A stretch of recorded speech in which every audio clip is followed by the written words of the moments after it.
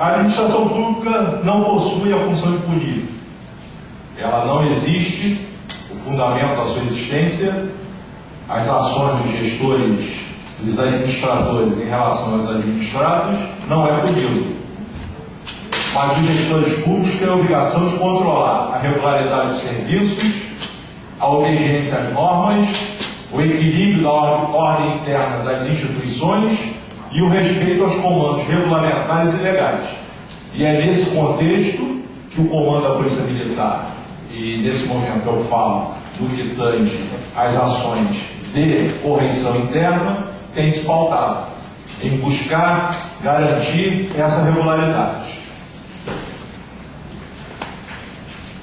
A Constituição Federal de 88, a nossa Constituição Cidadã, ela, no seu artigo 37, impõe à administração pública a obediência a vários princípios, entre eles o princípio da legalidade, impessoalidade, moralidade, publicidade e eficiência. E são esses princípios que regem o processo administrativo disciplinar, que hoje nós estamos aqui conversando sobre eles.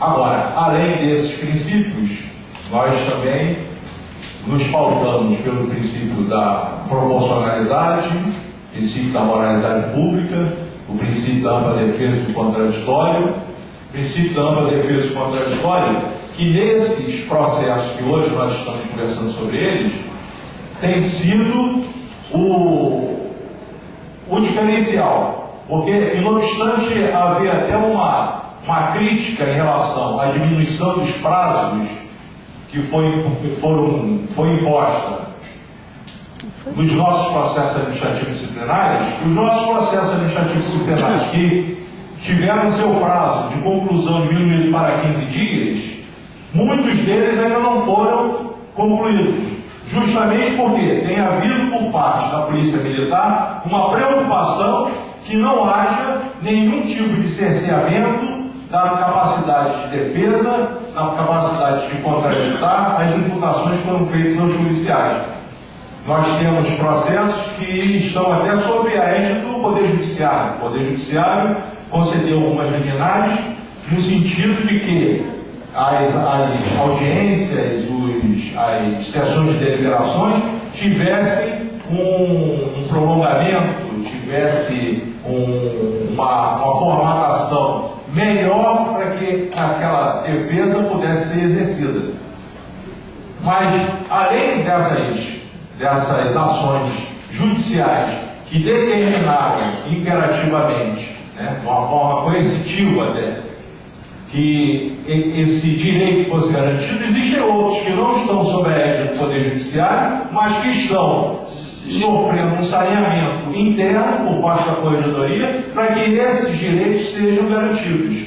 E ainda não foram concluídos para que não haja nenhum tipo de prejuízo. Aqueles que já foram solucionados é porque foi entendido que eles já estavam prontos a serem decididos pela autoridade competente, que é um dos elementos do ato administrativo, a competência. Quem está excluindo, talvez não fosse ainda a oportunidade para falar, mas já vou falar, quem está excluindo não é o corregedor interno.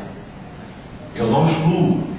Eu citei o pronome pessoal do caso reato eu, mas na verdade o corregedor não está excluindo. Quem está excluindo é o comandante geral. Todos os processos, todas as provas colhidas, todos os elementos carreados para os autos estão sendo apresentados ao comandante geral para que ele delibere se aqueles elementos carreados ao processo eles são, na verdade, aptos a se formar um juízo de valor no sentido de que aquele policial militar não está capacitado a permanecer nas fileiras. Coronel, pequena observação, só para pessoa depois de acomodações. Se existia essa preocupação da garantia de defesa, por que então houve redução do prazo para 15 dias? Bom, a diminuição do prazo, ela foi anterior à certeza de se haveria ou se não haveria o movimento grevista, ou o arremedo de greve, que se avizinhava. A autoridade competente, aí eu bato mais uma vez nessa tecla, que apesar de algumas críticas, até algumas colocações, no sentido de que houve uma decisão até inconstitucional, porque o governador alterou o decreto, né? Nesse ponto, eu, usando o termo jurídico, eu peço vênia, mas não houve inconstitucionalidade nenhuma, porque ele é a autoridade competente, é um ato de regulamentação da lei. O Estatuto prevê o Conselho de Disciplina e o decreto é um ato de regulamentação, né? É um ato de regra, e essa regra foi alterada pelo governador e diminuiu o prazo. Esse é um outro debate, só que não poderia ser por decreto. Está aí a inconstitucionalidade. Sim, isso aí a gente realmente um assunto para discussão, porque nós já tivemos várias alterações, mas isso aí não.